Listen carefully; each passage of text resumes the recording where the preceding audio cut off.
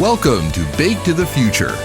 The wholesale baking industry mixes tradition and innovation to feed the world and the economy, generating some major dough while employing nearly 800,000 people in the U.S. We bring you a fresh take on the latest trends and issues impacting the baking sector through exclusive insights and conversations. Brought to you by the American Bakers Association, who will take you bake to the future. Hi, welcome everyone. I'm Haley Blumenreich. And I'm Katie Jewell. And today we're bringing you a special episode with Brad Alexander, Chief Operating Officer of Flowers Foods. Based in Thomasville, Georgia, Flowers produces baked goods for retail and food service operations and is one of the largest producers of packaged bakery foods in the U.S. Flowers owns many household name brands, including Nature's Own, Dave's Killer Bread, and Wonder. As COO, Brad oversees Flowers' fresh packaged bread and snacking specialty business units, supply chain, and sales functions. Brad has been with Flowers for almost 40 years and has done almost every job in the company, from production supervisor to sales and marketing. Brad is also the new chair of ABA, and we're excited to talk with him today to hear about how Flowers has been impacted during the coronavirus crisis and to get his perspective on the pandemic, and also to talk about his goals as he begins his ABA board chair position. Welcome, Brad. Hello, thank you. Thanks so much for joining us. Where are you joining us from today? For example, I am joining from a closet. From my upstairs playroom in Thomasville, Georgia, at home. In a playroom. Okay. All right. So before we dive into today's main topic, it would be great to go a little bit more into your history at Flowers. You've been at Flowers for nearly 4 decades, right? So talk to us about how you got your start there and how you came to be the COO. Sure. Right out of college, after graduating from the University of Georgia, I started working for the company in Atlanta in 1981. I actually started on a bread route. So part of my training program was to learn the business from the ground up. So I actually started on a bread route about 4 a.m. in the morning, delivering our brands to grocery stores and restaurants and convenience stores alike. Through the years, I've been fortunate to get a lot of different opportunities with the company, mostly in sales and marketing. Actually ran a bakery for a while, ran the marketing department, ran the bakery division. And, as my current job as COO, I believe having this background of being moved around in the company has really helped me a lot to be a better COO. It sounds like you've been all around. Has there been one position in particular that was surprised you or challenged you in a way that you're not expecting? I think I've enjoyed all the jobs, but I think one of my favorites was actually the plant president's job when I was plant president in Baton Rouge, Louisiana. Being in charge of everything in that plant, from sales to manufacturing, working with the teams, trying to grow sales, improving the P&L, was very rewarding, and met a lot of great people in our company and really learned the business a lot during that tenure. And it seems too, like, since you've pretty much had a lot of the positions that a bakery has, it's probably given you a really unique perspective of the current crisis, and you can probably have a bit more empathy to with employees that Flowers has. What have been your main takeaways as COO as we're working through this? Yeah, amazing how resilient and hardworking and dedicated that our teams are. It has been just amazing to watch everyone work together, to be flexible, to make sure that we supply the food chain and make sure that we're doing the right things by getting the right products in the grocery stores, which had tremendous growth during the pandemic. Could you tell us more about how Flowers has been impacted? I know you do both retail and food service, so maybe you could walk us through how this crisis has impacted the business. Sure. During the crisis, we really committed to three key priorities. The first was maintaining a safe workplace and supporting our employees in every way possible. That's number one. Two was fulfilling our obligation as a key part of the nation's food supply. And three is really supporting the communities that we serve. So during the height of the pandemic buying in March, we streamlined our product assortment, just like we do in advance of a hurricane, but in this case, we did it virtually nationwide. That allowed us to maximize production by focusing on longer runs of our best-selling items. Furthermore, we were able to allocate some of our food service production, which had declined, to support our growth in the retail channel, which had grown tremendously. So our goal was to keep up with demand in the retail or grocery channel. And during the peak time, business was up 50, 60, 70% in some of the stores. So a major shift from a lot of the restaurants that had closed to filling the grocery stores where people were shopping. And so that's a tremendous growth. I don't know, have you ever seen that sort of 50, 60, 70% increase in that short of a time frame in your time at Flowers? During snow scares or hurricanes, something like that, but not nationwide. No, never seen anything like that in my career. And that's saying a lot, given your illustrious career with Flowers. I'm wondering, you're talking about the increases, 50, 60%, 70%. And meanwhile, ABA's members represent both food service and retail. And so it sounds like you guys were able to kind of shift some of your operations away from food service and more into retail to streamline and make sure people were fed. What sort of thoughts do you have around some of our members who saw more of a 50, 60, 70% decrease? Do you have any words of wisdom or some encouraging thoughts that you could give to them? Well, I know some of them, my heart breaks for them because I know it's very difficult when you're basically, 100% food service. We actually reached out to several of them to see if they could help us with some production. And I won't go into details with that, but I think they're all adapting. And the good news is I see food service rebounding some the last few weeks. We've seen food service improving, still behind where it was, but improving. And, hopefully it will continue to, the food service business will continue to open up as the each states are opening up and the restaurants are adjusting. And I'm thinking too, just the operation ramp up that had to have happened. We could probably talk there's going to be a lot to unpack after all of this. And I'm sure we'll be talking for years about everything that's happened in the last few weeks. But I'm wondering, with that sort of a ramp up and, the employees of Flowers just really stepping up to the plate, what have you guys done to show appreciation for those workers? Yeah, first of all, I'm incredibly proud of our bakery team, their loyalty and commitment and the passion for what they do. It's a tremendous coordination of plant operations, sales, distribution, head office, support staff, and so forth, just working together.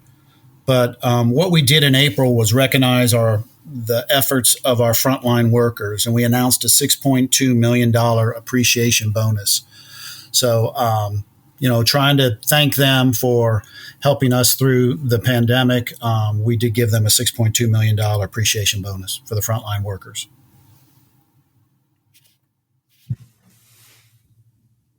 Well, that's great to hear, especially as you said, it's one of your priorities to make sure that you're helping out your employees during this time. Could you tell us also about how, it must be hard when a crisis is going on and everyone's worried about, their own safety and well-being and their family safety. How do you, when a crisis like this happens, how do you keep morale high? How do you continue to motivate employees when things might not be going as planned? To me, it's communication is the key, listening mostly. We're we're doing a lot of over communicating right now, letting employees know that they've been heard and that they appreciate it for their hard work. Our CEO, Riles McMullen, has been sending out videos to all employees to thank them for what they're doing and to keep the communications flowing. So just really listening to the people and making sure that they understand that safety is number one priority for us.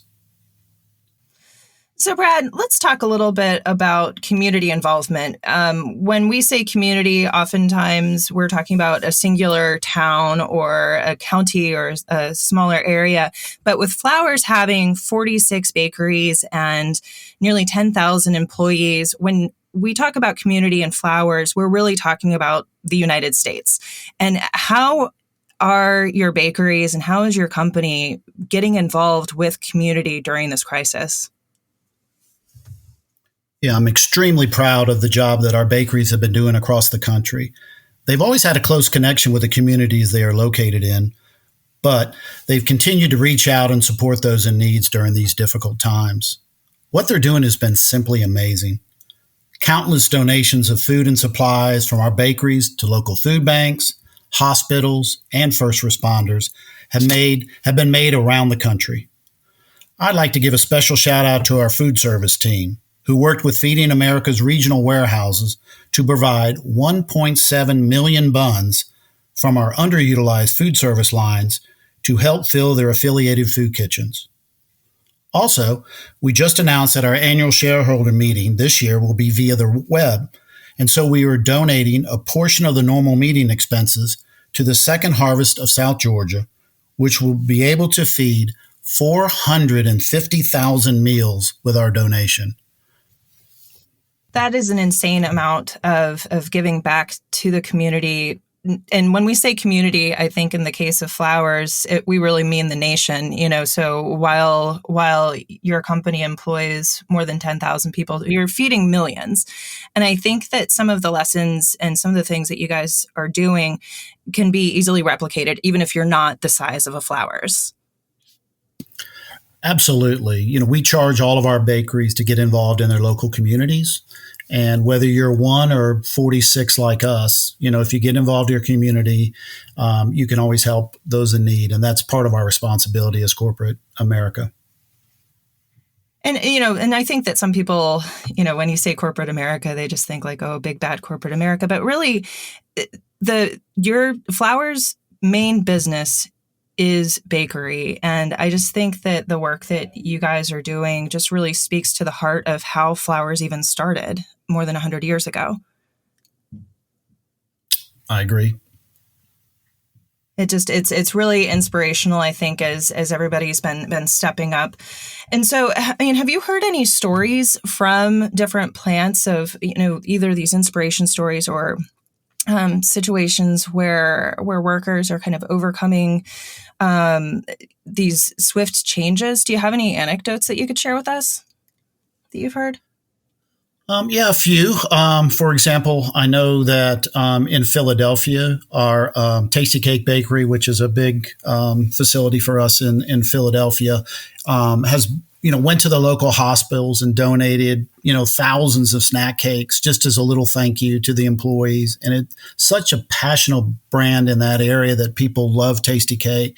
And we've got great response from nurses and doctors and orderlies, everyone thanking us for thinking about them. And just a little snack cake can bring a smile on when they're working so hard. And it makes you feel good that they did that themselves. The people, the local people did that. And it wasn't a corporate directive. They just took that on themselves. So that makes you proud to be associated with them.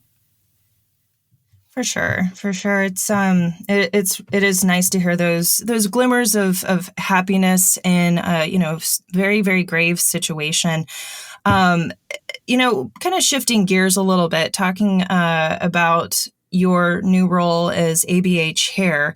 You're starting this position in a very tumultuous time.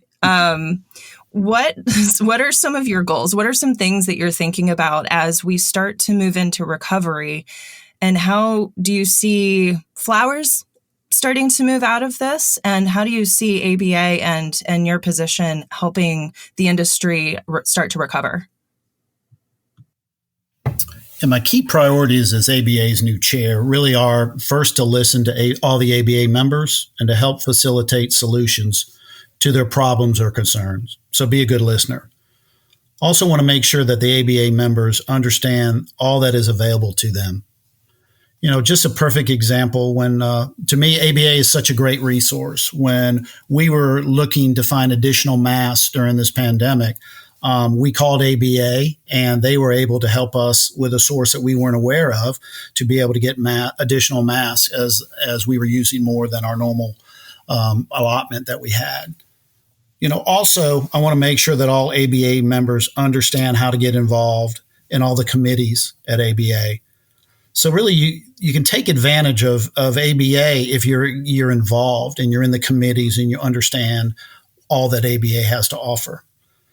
And then third, I really want to help identify issues that can negatively affect the baking industry, and working with ABA and the ABA executive team and the board, making sure that we can identify anything that can negatively affect the baking industry and see how we can adjust and make it better. So starting a tenure during this pandemic is a challenge. To me, not having the annual convention was a disappointment, because it's always a great way to inform ABA members of all that ABA does for them, as well as the great discussions we have with key suppliers. Starting in a pandemic is challenging, as we have not been able to meet face-to-face, but so far with technology, we're making it work. It does seem like flexibility is the name of the game, and using technology and as a way to connect and as a way to, even streamline some of the things that we're doing. I know that we had our all member meeting in a webinar format, and I like to talk about technology a little bit. I know we had discussed it a few months ago. This is actually a kind of a re-recording of this podcast. We had actually spoke before coronavirus hit, and I remember talking to you about technology, and I had looked at a presentation deck from Flowers that parts of it read more like a startup deck, which I thought was really interesting. And some of the investments in technology that you guys were looking at to not only streamline operations and supply chains, but even looking at like the e-commerce facet of your business. At the time, in the report that I read, e-commerce was about 4% of your business. And I'm wondering if during this pandemic, if it's changed, if you see that area growing, or, are there things in the technological realm? Our podcast is called Bake to the Future. So I like to kind of think, what's happening next. And are things like technology and e-commerce kind of an even bigger growth category now? Yes. We have seen tremendous growth in e-commerce. And when I define e-commerce, I want to talk about really two things. One is the Amazons and the people that deliver directly to your homes. Also, you have a lot of customers that have click and collect, where you order online and you actually go to the store and pick up. But the whole category is exploding as people are concerned and people are not going into the grocery stores as much. Therefore, they are ordering a lot more online and either picking it up or having it delivered at their home. So we've seen huge growth in the last. It's still small, but it's growing 50, 60, 70% over where it was just a few months ago. I feel like baked goods has a unique position during a crisis, since it is one of those staple items that people go for. So the combination of both a staple item and e-commerce together, I think that's a really interesting mix for a pandemic. Yes, it is. And, as people are eating at home, our products, the bakery products that we have are a great resource for them to either cook hamburgers on a grill or just make a sandwich or more toast. So it's a very versatile product, very good value, and we have seen growth in our category. And I'm thinking too, some of the other folks that we've had on the show have talked about, what the future of bakery looks like now post-COVID as we start to come out of this. We've talked a lot about people taking a harder look at their nutrition and how grains and bread can can help facilitate a healthier lifestyle. And we've also talked about retail and kind of the changing face of that. So I just want to pick your brain a little bit about thoughts you have or Flowers might have about the changing face of retail and going back to, the Amazon, the Instacart, the Walmart delivery pickup, whatever. How do we kind of replicate this concept of going into a grocery store and the first thing you see is a beautiful display of baked goods and, the Wonder Bread tower at the front, as you go in and you get your buns for your cookout? How do we try to start to replicate that in a digital format, you think? Yeah, I think it's very challenging as we learn to get better at digital. One of the concerns for bakers and food manufacturers is probably the impulse buying that you have in a grocery store. You can do that as well online. So what we have to do is get better at our messaging online to make sure that consumers have a reason to purchase us and give them all the information they need online of our products, the nutritional value, and so forth. So I think as all of us in the industry have to really be flexible, and we have to think differently than we have in the past. Yeah, because unfortunately, computers and cell phones don't have smell-o-vision. You can't smell it and touch it and feel it, right? And so as we, again, look into the future and as we move into recovery, and if we're looking, 3 years out, however many years out, what do you think we'll be talking about? By the time you're done with your ABA chairship in a few years, I'm certain we'll have many conversations before then, hopefully on this podcast again. But what do you think we'll be talking about then? It's a good question. I think on the product side, I think you have to look at where the consumers are going. People want to eat the best quality they can. It's got to be healthy. It's got to be affordable. It has to be convenient. All those have to be in concert to be a successful new product. As for the industry, bread is such a great staple. I think we all have to be a little more creative. Flowers has made some recent acquisitions that have helped our portfolio with Dave's Killer Bread and Canyon Bakehouse, and bringing in organic bread for us and gluten-free. So those have been great acquisitions for us and has helped our portfolio. And I think what we have to do is see what people are buying, what they're trying. I think you need to look at what your children are, what their habits are, because my children certainly that are in their 20s and early 30s eat differently than when I was coming up. So I think we got to continually look at where the consumer is and make sure that we have products that fulfill their needs. And then from an operations perspective, being the chief operations officer, what are some things you see happening over the next several years from that perspective? I think continued automation in the industry. There's been a lot through the years, but I think that will continue to make sure that we're as efficient as possible in our bakeries, to make sure that we give the best quality that we can to the consumer. So I see automation continuing to be a big focus for us and for all bakers. I think that'd be the number one thing. But I think the important thing to keep in mind there with automation is that the critical element there is you still need people. You still need employees that are dedicated to the industry, that are dedicated to their roles with their bakery. I think that that's the important part, even as we look at automation. And, we're already gearing up for the next IBIE, believe it or not, in 2022. And I know that as we look at bakery equipment and how it changes, the important key element that we have to keep at the front of our minds is the workforce and the employees. Absolutely. It's a combination of finding the right people and getting them trained. Bakery is it's not a cookie cutter thing.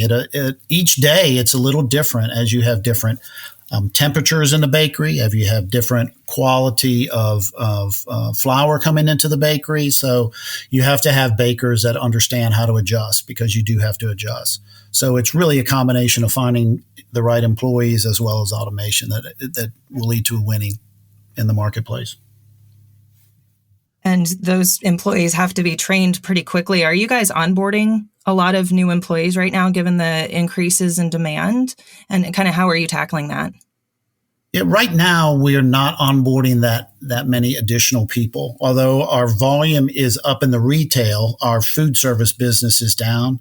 And so we're actually, a lot of the plants that were making strictly food service are now making hamburger and hot dog buns that would go into the retail channel. So we haven't added that many people, just across the board. But it sounds like these employees were already cross-trained? Yes, they were cross-trained. Okay, so that's something that a lot of people could kind of take away as we start to navigate what happens next, is just keeping in mind that it's important to have employees cross-trained and try to have as many, it sounds like, business relationships set up to where you can quickly shift if you can, right, into new lines and streamlining and everything else. Is there anything else that you'd like to add as we're parting words of wisdom as we start to wrap up this conversation at this time, as we start to move into a recovery phase? Do you have any words of wisdom for us? Really, I would just like to thank not only our Flowers team, but also our suppliers, because during all this, they did an incredible job of keeping us in stock with packaging, ingredients, to make sure that we could produce the product. So hats off to all of our thousands of people that have helped us may be able to make this extra volume during this time to feed America. And I want to thank them. And I think our industry in general has done a very good job. So, thank all the bakers in the U.S. to make sure that people could go to the stores and find products to fill their needs. And thank you, too, for joining us, for being the ABA chair. This, like I said, is hopefully the first of many conversations we'll have with you as we work through this, and as other issues come up. I'm sure we would love to pick your brain about your perspective on all sorts of things. So thank you so much, Brad. Thank you. Thank you so much. And I just want to let our listeners know that we have several special episodes on the baking industry and the coronavirus. So go to baketothefuture.org to find more episodes. And don't forget to subscribe to Bake to the Future wherever you listen to podcasts. Bake to the Future is brought to you by the American Bakers Association in partnership with Human Factor. To hear upcoming and past episodes, go to baketothefuture.org.